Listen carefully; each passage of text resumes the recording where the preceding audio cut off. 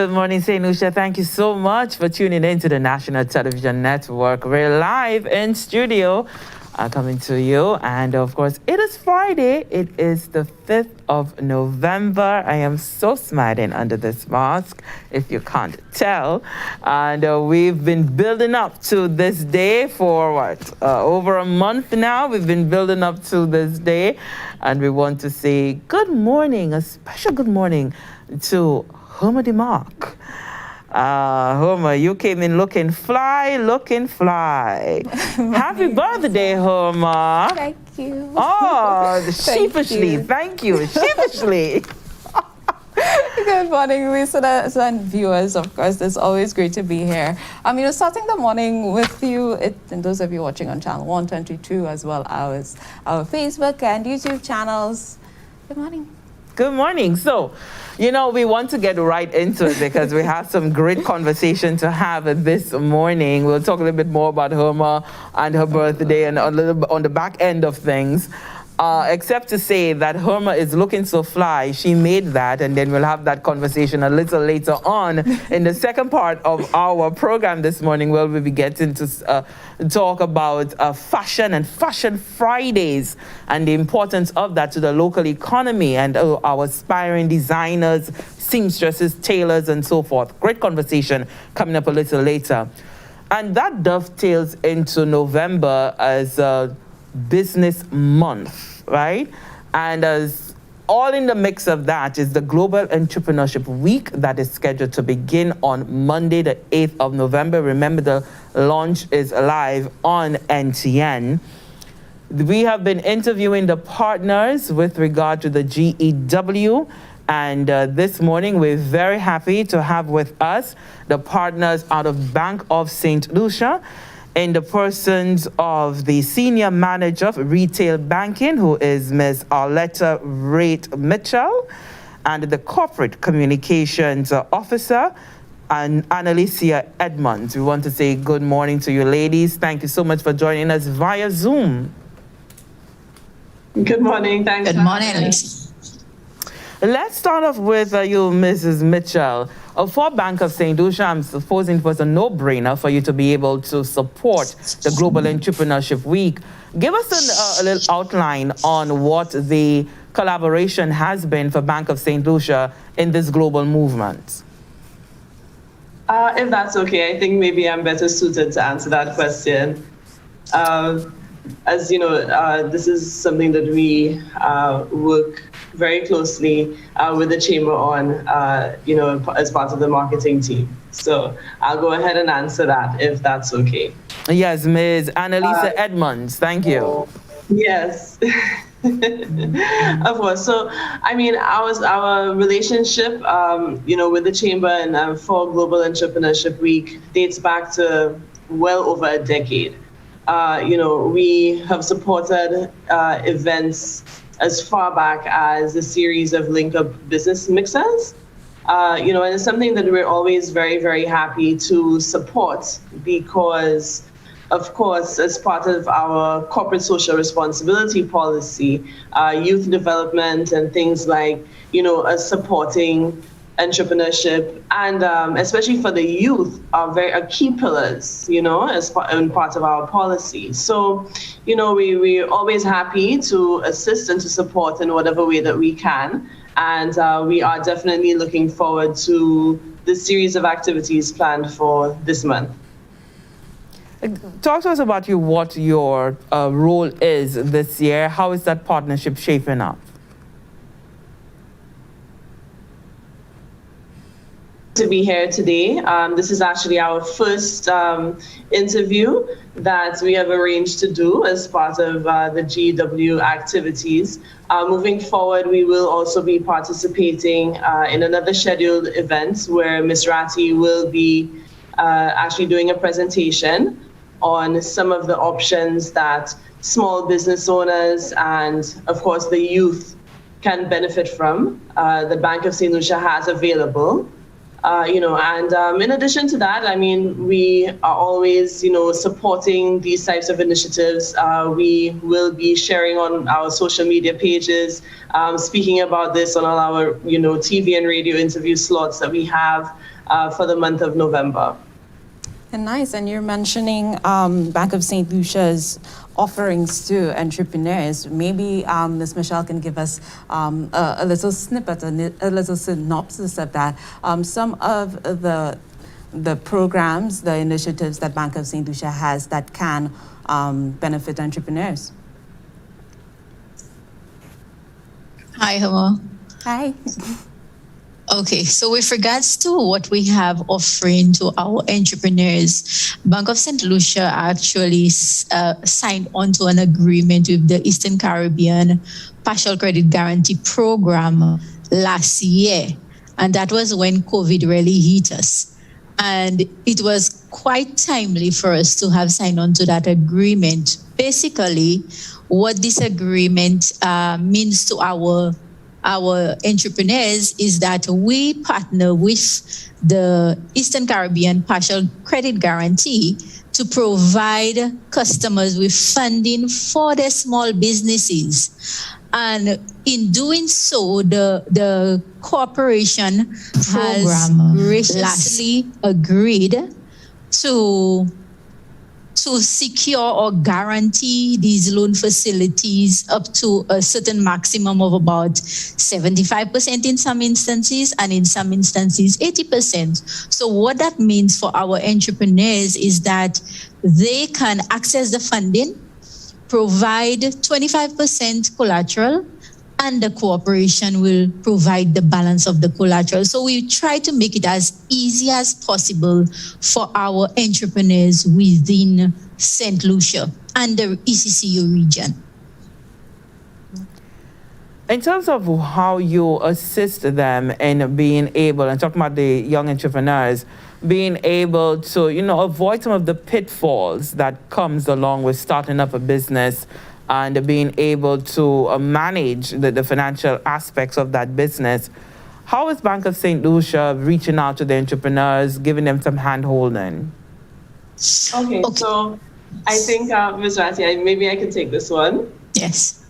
So one of the things that we have been working on over the past few weeks, we have actually two major things coming up. Unfortunately, I can't say too much about it right now because we're still in the planning phase. But we're hoping that before the end of this year, we can have both of these things launched. One of them is actually, I will say, sort of a forum, where our small business customers can actually access, and they can go on and get all the information that they need, about small business loans, what they would need to present to the loans officer before they actually, come in for the interview. The other one that's, we're very excited about is actually we're looking at a business incubator program. Under that umbrella, we will be hosting a series of panel discussions, training sessions. We also have a lot of our partners that we work with very closely coming on board, hopefully, to just educate the youth and those that are interested in starting up their businesses. So in addition to what Ms. Ratti spoke about a while ago and the offerings in terms of the loans and so on, we are also looking at the other side where, proper education is necessary before they get to that step. So like I said, unfortunately, I can't say too much, but these are two great initiatives that we are hoping to roll out by the end of 2021.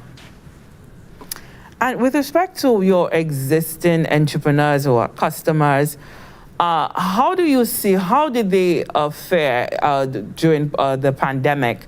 And Ms. Mitchell, just having to interface with them, being able to create the sort of safety net that they perhaps would have needed during the COVID-19. Talk to us about how the bank was able to smooth things out for anxious entrepreneurs.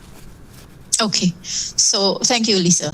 with regards to the entrepreneurs, we did work with them in terms of postponing some of their loan repayments because we tried to work with them to see how the cash flow coincides with their credit facilities. Well, that is what we're speaking about today. And of course, we did work with those entrepreneurs because what we realized is during the COVID period, which was from early 2020, and we're still feeling some of the effects now, our entrepreneurs have realized a reduction in their cash flow. So what we've tried to do is to rework and accommodate them in terms of what they have with us to ensure that they do not end up on the losing end. So we work with our entrepreneurs to make sure that we make it comfortable for them to do the business with us. So we do have existing entrepreneurs, and we do, during the pandemic as well, we had some new persons coming on board with us where we could have provided them with access to the financing through the corporation, which was quite an easy process for them and a welcome process as well for them.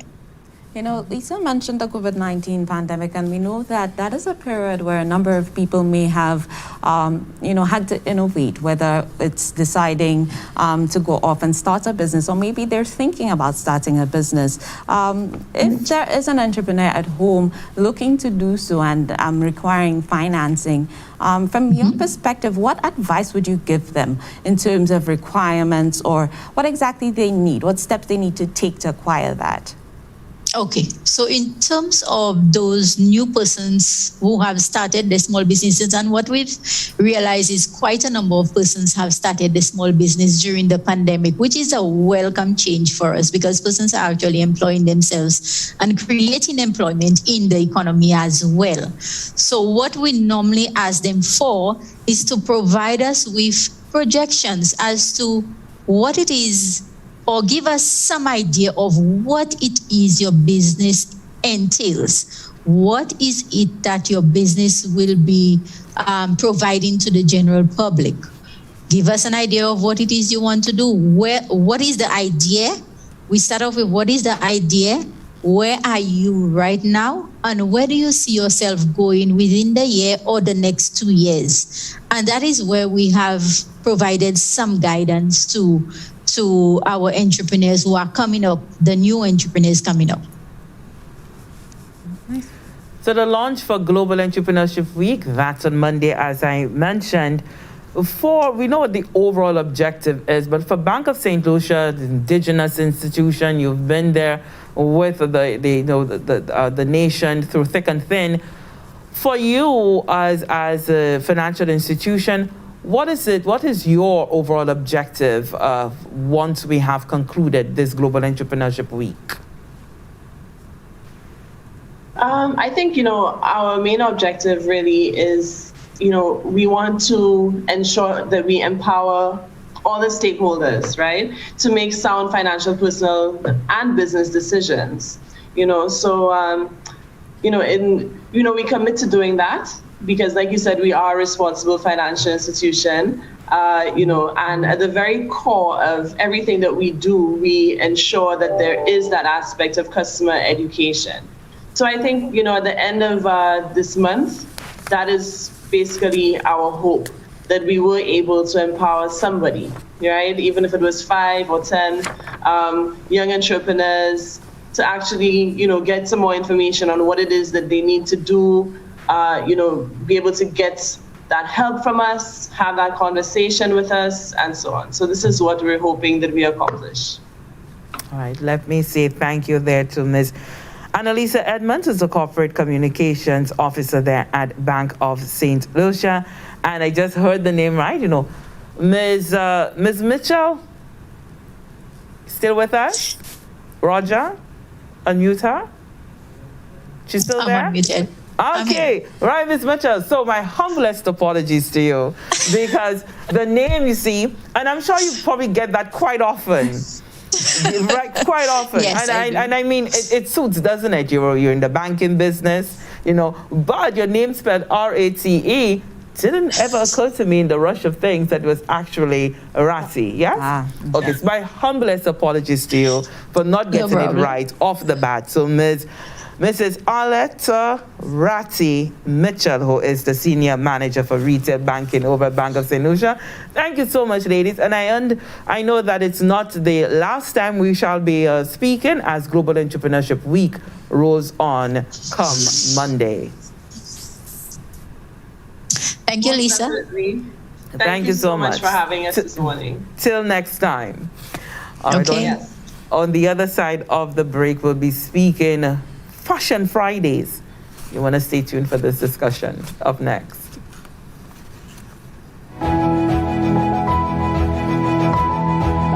We are working parents. And we breastfed both babies exclusively. Moi fais 6 chiches, moi ba yo tout tété qui yo tout ni bon cervelle. Mother's breast milk is naturally the best milk for baby. Love yourself and love your baby. We were breastfed and we are happy. Breastfeeding saves me money and it's free. Every moment I breastfeed strengthens the bond between me and my baby. I breastfed twin boys and lost all my baby fats. We were breastfed and we have breast milk power. I am Pastor Alvin and I support breastfeeding. For more information, call the Nutrition Unit of the Ministry of Health and Wellness at 468-5359.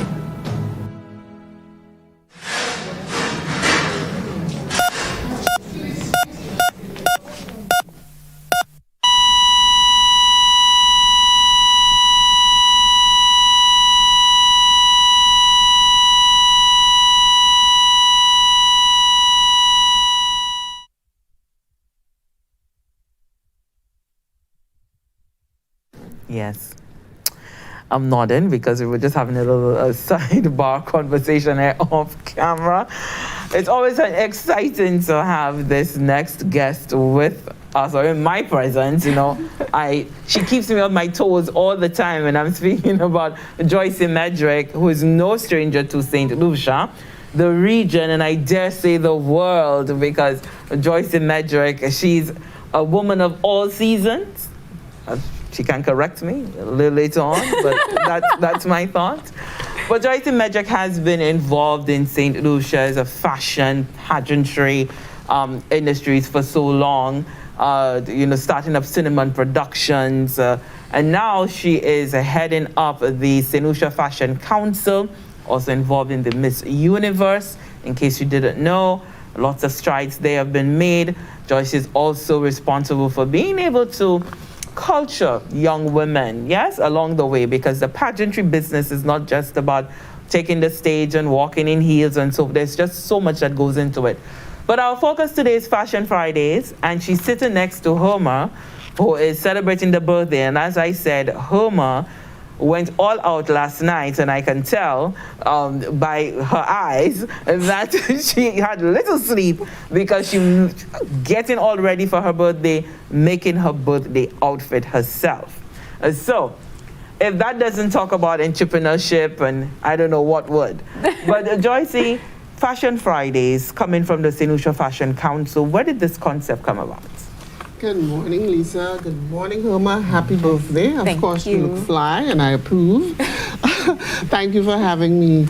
Good morning to St. Lucia and the rest of the world, those of you on the virtual platforms. Thank you for having me.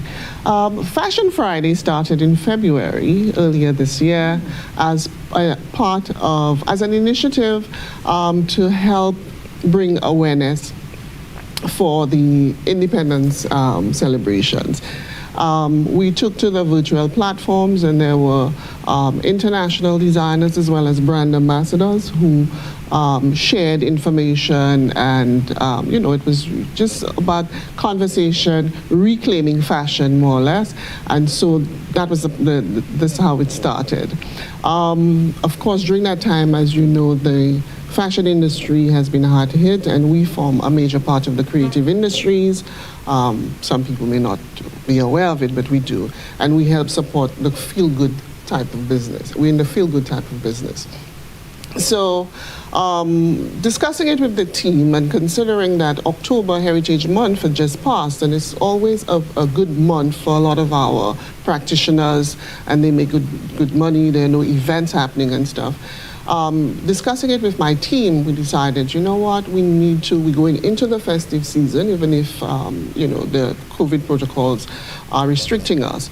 But perhaps it's a good time to reactivate the whole Fashion Friday and bring the awareness, bring attention to our players in the sector, and take it all the way into February. And we would we have the Fashion Awards recognition night, which we've had to put on hold for a little while. So we're looking forward now to also bring recognition to our members and persons who operate in the industry. So it's from November to February 2022, that we're looking to bring our designers into focus, let them tell their stories, and to encourage St. Lucians to buy local, as we see. There are lots of persons who do accessories. Christmas is coming, they do ornaments. There's just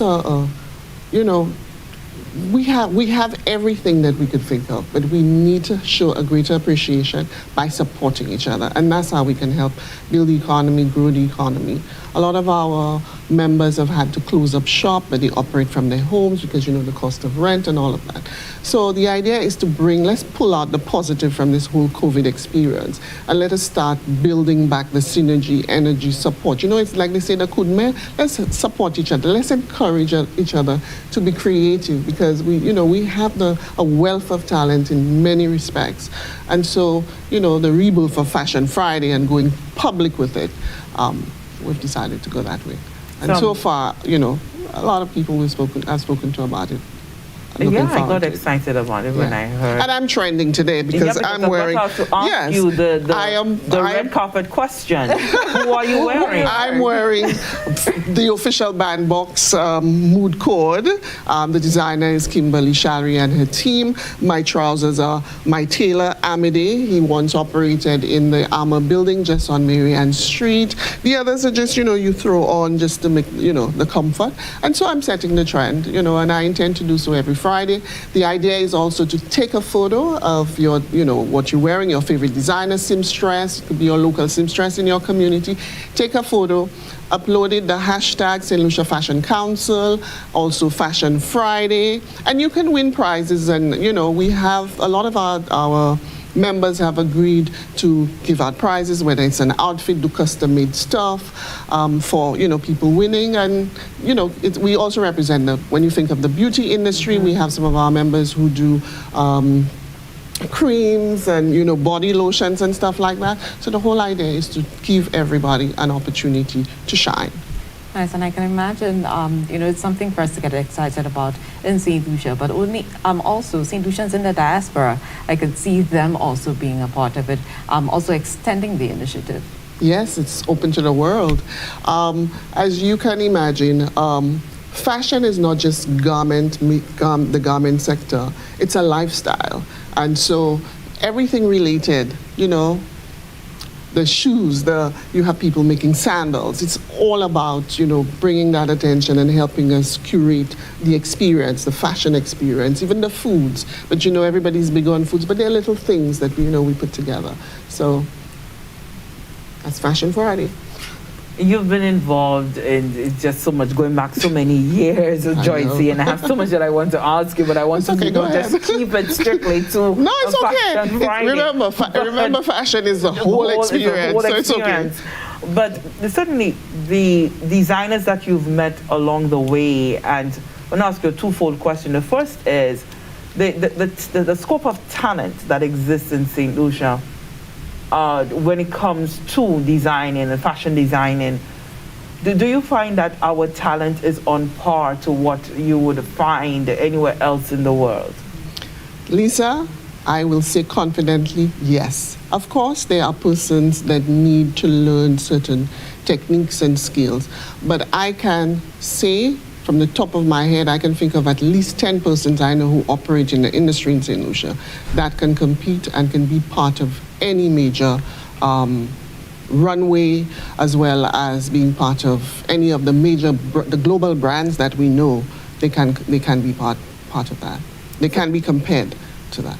However, what we have not been able to do in this island is, I think there's still that belief that persons who operate in fashion or in the garment making sector, it's still like a hobby. We have not made the transition to truly look at it as a business. And I say so because we have issues with financial institutions who don't they speak, but they don't put into effect what they speak of.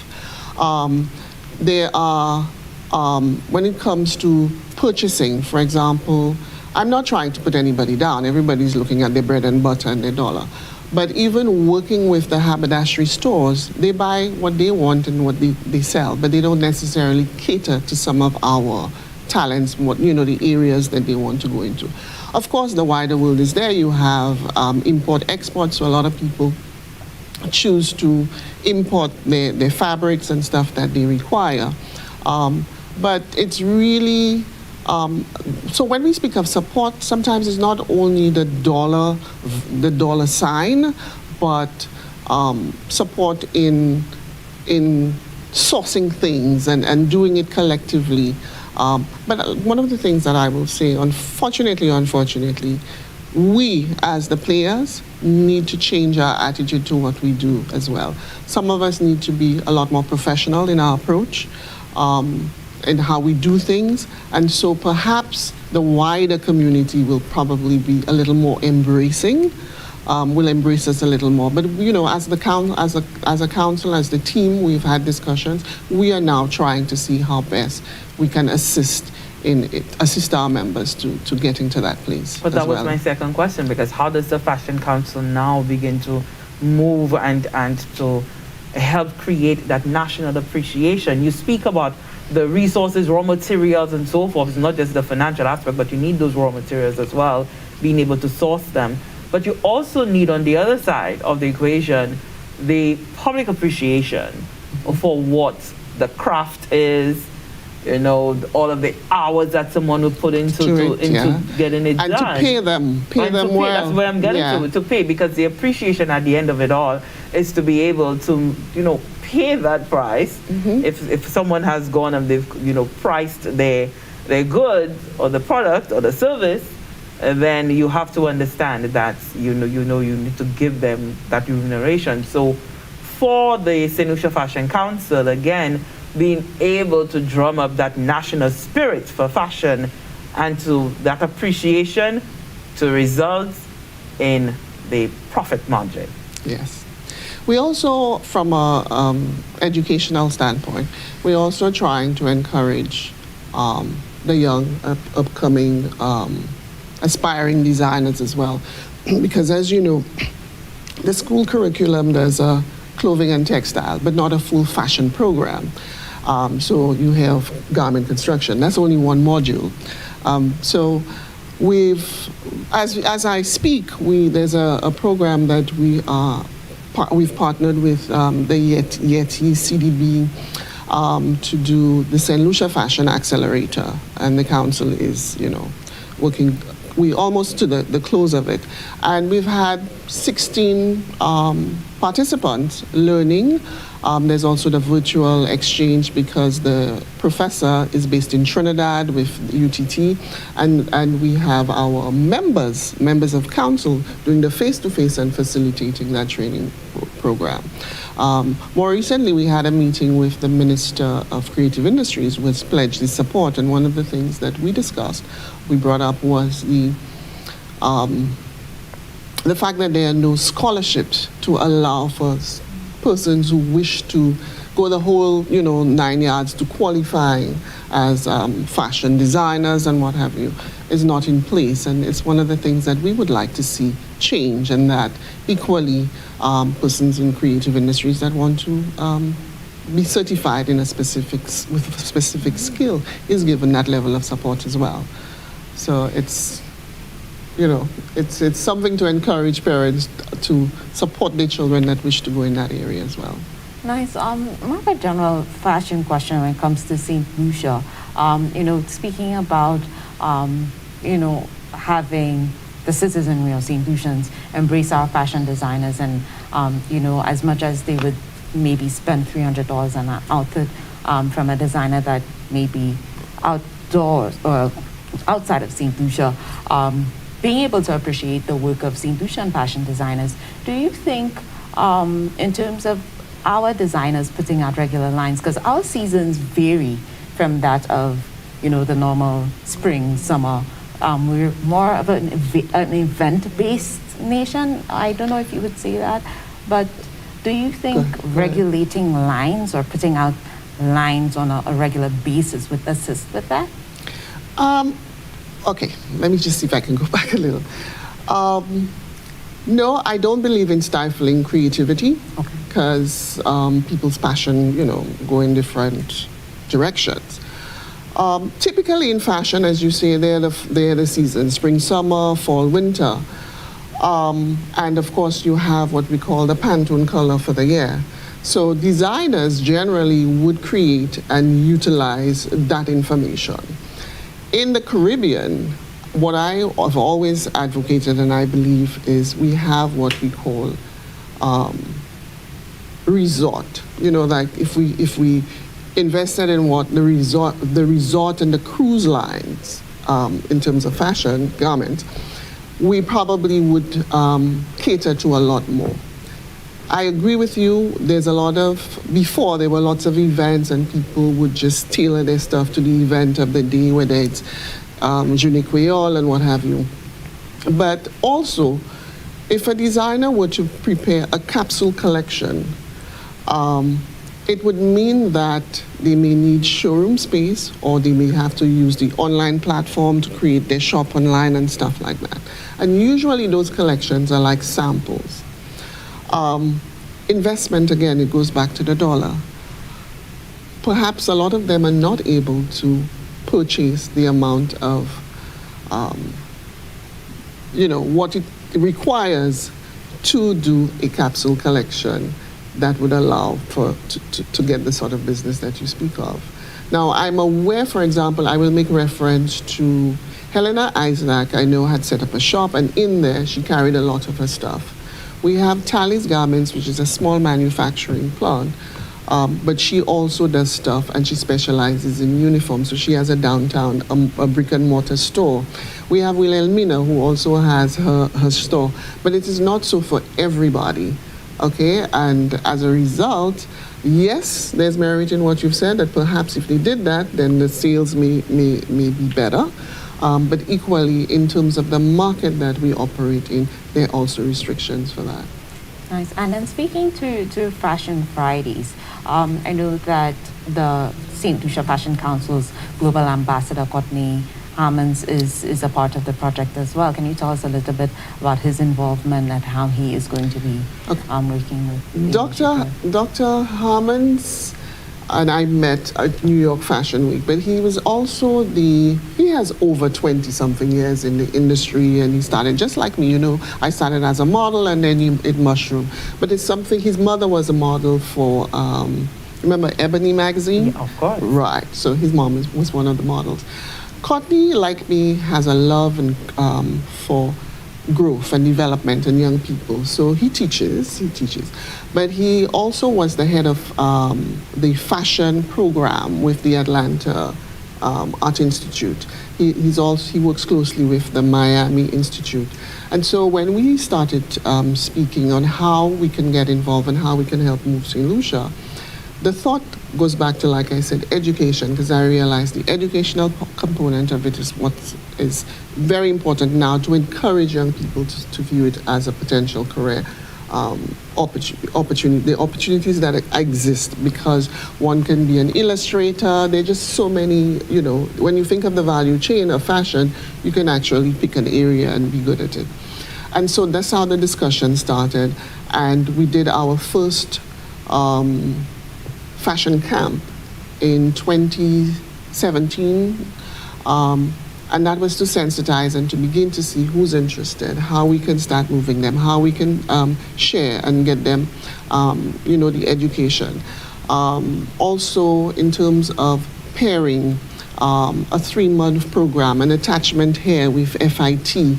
We also have, for example, Miriam Bellas, who's a St. Lucian, who's worked with a lot of the major brands, Banana Republic, Donna Karan, all of them. She specializes in pattern drafting, and she does a lot of that for a lot of the major brands that you know of. And we've had discussions on the possibility of having one of our students do a summer attachment with her in Atlanta.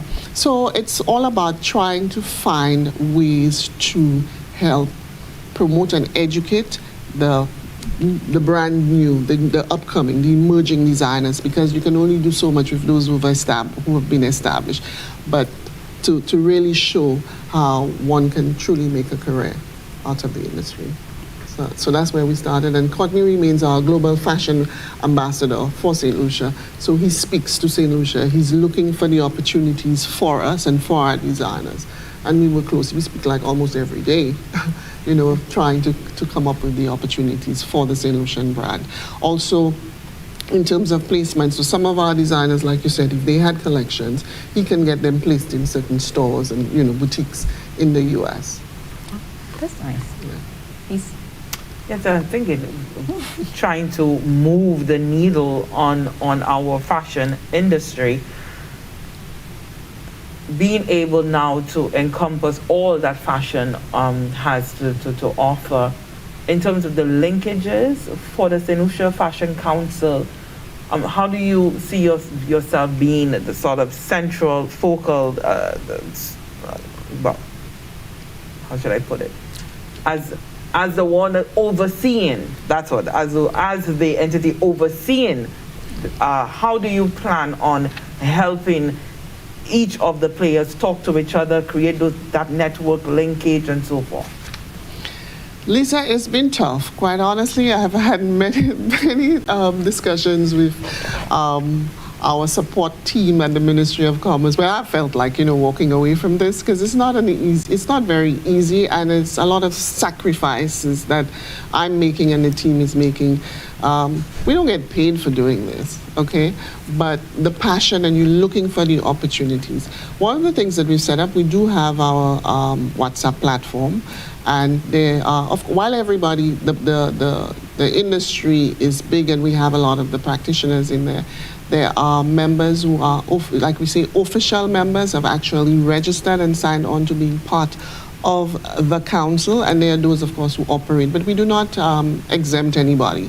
Everybody benefits from the opportunities that are created. Am I still on your question? Yes. Okay. So we have our WhatsApp platform, and we have our emails and our blast. Of course, it has been a bit of a struggle, like I said, because there's not much has been happening. We've lost jazz and a lot of the events that would have allowed for us to pull together.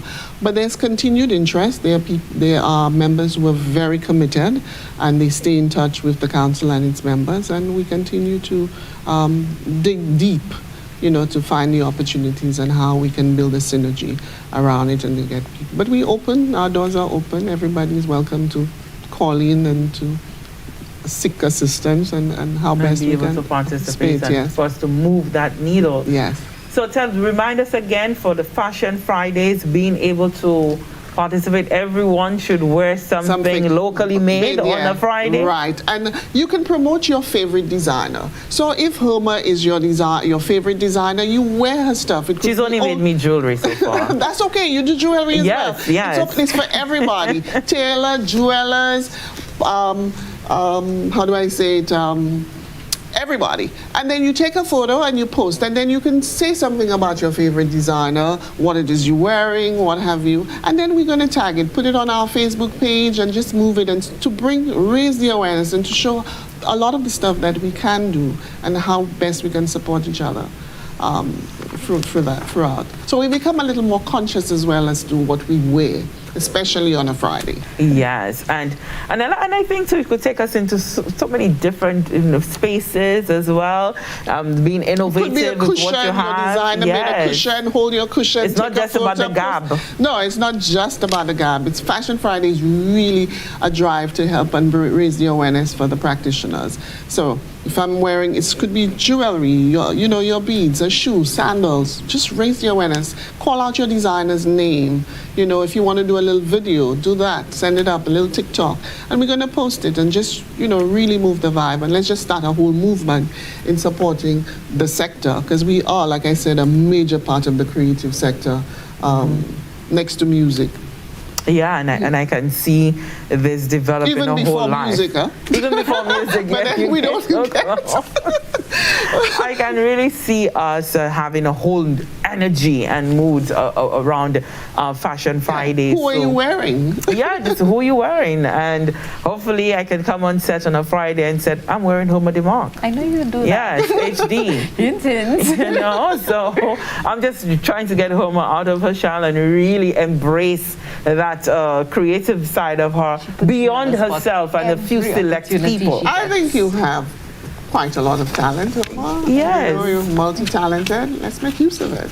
Yes. Step out into the spotlight, my dear. We're only here to help hold your hands and introduce you to the right people. So both of you taking jabs at me today? Yes. No, but when you recognize talent, you have to give, bravo. Thank you. And that's what it is. I see it in her, and I know that when she's going to hit it big, she may just forget all about us, the little people. Like some of them have done. Quite a few of them I know that have forgotten. But I'm not, the purpose was never really to get, stand on the mountain. But basically, sometimes I look and I'm proud, I smile and I said, we did well. Whether or not they want to call the name. And so for Miss Universe, just quickly in the few remaining moments that we have, again, as I said, Joyce Medrick has been involved in being able to take our beautiful St. Lucian ladies to the Miss Universe pageant. But what's happening with COVID? How is that faring out? Well, COVID has had a major impact on the beauty industry, the pageant world. This year, Miss Universe is being hosted in Israel, which is on the other side of the world. And of course... And on a whole other side of the COVID-19 pandemic as well. Right. And of course, the organization had to make some major decisions, and national directors as well. There's some countries that are not participating because of the restrictions and... because of the restrictions, and we've had to sit out. And hopefully moving forward, we'll be able to be part and parcel of the process again. But the scouting is never done. Oh, no, it's never done. Miss St. Lucia, as you know, the brand the Miss St. Lucia by Joycey brand, because there are quite a few Miss St. Lucias now, but the one by Joycey is still up and running. We've embarked on the Miss Bikini St. Lucia competition, and that behind the scenes we're doing what we have to do, and I'm forever scouting. There's so many beautiful people around that they're not even aware of what it is they hold, and sometimes you really have to help them discover themselves and realize that there's a world beyond 238 square miles. I'm just through the years, Joyce, and I've known Joycey from the time I entered the media space. From 1996 thereabouts, when I started Caribbean Collection. Exactly, Caribbean Collection. At the Cultural Center. Yes, and so our relationship goes as far back then. And the thing is, Joycey, you've just maintained that energy throughout those years, no matter what has come. Just what keeps you moving, and you reinvent, as you reinvent events, and Joyce is able to adapt and to remain relevant no matter what decade we're entering into, almost like Madonna. So just that passion that you have, Joyce, and you've seen so much talent along the way. You've been able to really coach so many young people along the way. You've been able to really nurture and bring out the best in our creatives. I try, but I will attribute all of that to my God, because I've had moments when I've really felt like walking away from it. You know, I'm human. You go through living in a small island. Sometimes you feel slighted. You know, sometimes people will take your ideas, concepts, you sit and you genuinely share with them, and then behind your back they stabbing you and stuff. And I've lived it. I've gone through it all. But I always go back to my God. I say my God because God means different things to different people. And I would have conversations with him. And somewhere along the way, he would just, as we say, download something into my head or into my heart. And then, he tells me, you can't give up. You have a purpose. And your purpose is bigger than that. I do have conversations with him. And so I cherish the small wins, the small wins. And I live. I risk it all. I've risked it all for a lot of people. But I believe something good will happen someday, somewhere. And most of all, Lisa, what happened in 2019 when I was nominated for the Global Beauty Awards, and I was one of the nominees, it sort of re-energized me that I was recognized, that there are people outside of St. Lucia who recognize and see and understand what it is I'm doing and the work that I've put in, and they were they felt good enough to nominate me for such a global award. And just being a nominee was good enough for me. I may not have been given the statue, but being part and being called among the best was sort of reassuring to me. So. And we're just very happy that you continue to have the passion, the energy, and the innovation to keep going. And we're looking forward to great things from the St. Lucia Fashion Council as we emerge from COVID-19 and the work that you'll be able to put on the ground to really move that needle, as I said earlier. Yes, indeed. And I mean, just listening to you speak about your work is inspiring as well. I feel like, I need to take Lisa's nudges and get the work in there as well. It's been a great conversation. And of course, guys, you definitely have to get involved in Fashion Fridays, ensuring that, you step out and wear your favorite designers every single Friday, and be sure to post it, and you can hashtag the St. Lucia Fashion Council, and the other hashtag is Fashion Friday SLU. Very nice. So, just before we head out, it's the weekend, and we want to ensure that we remind you of confinement hours for the weekend. Ensure that you're keeping yourself safe and those around you safe as well. So, today, the confinement hours, it's 10 a.m. to 4 p.m. 10 p.m. to 4 a.m. See, you're always there to catch me. 10 p.m. to 4 a.m. That is today, and it's the same for Saturday. So it's 10 p.m. On Saturday night to 4 a.m. on Sunday morning, and the confinement for Sunday, it's 1 p.m. So you're back in the house by 1 p.m. And if you are looking to get vaccinated today, just very quickly to remind you of those sites, the Jack Mill Wellness Center, as well as the the Grosley Human Resource Center, the Suffer Hospital, St. Anthony's Medical Center, that is in Sunny Acres, InnoCare on Clark Street, VA4, that is today. And tomorrow, vaccination sites are the VG Sports Complex, as well as the VA4 Wellness Center. And vaccination on Saturday is from 9 a.m. to 2 p.m. and today 9 a.m. to 5 p.m. All right, so let's continue to do the right thing and follow the protocols. We want to be able to keep our numbers trending down. That's what we want. We want to be able to get a handle on a COVID-19, and we can do it, St. Lucia. Certainly we can, and we just have to learn how to coexist with it. And just to let you know that we will be for next week having conversations with the chairman for the National COVID-19 Management Center, Mr. Cletus Springer, and we can look forward to that conversation in both English and Creole. That's coming your way in the program Issues and Answers next week. Yes.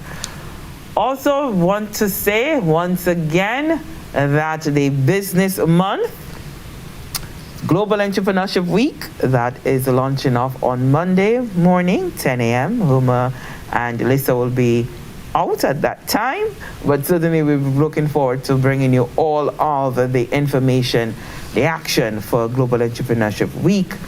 And let me just close off by saying happy birthday once again to a very, very wonderful young lady. Homer came in here at the height of some very challenging COVID-19 presenting challenges, and certainly things that's very fast-paced moving in the media. She's no stranger to the media at all, but certainly coming into the government media environment can be challenging. But Homer just sipped right in. Her personality is able to mesh with everyone. I don't think anyone has ever said they have an issue with Homer. I can see that Naomi, our technician, is smiling there behind the camera.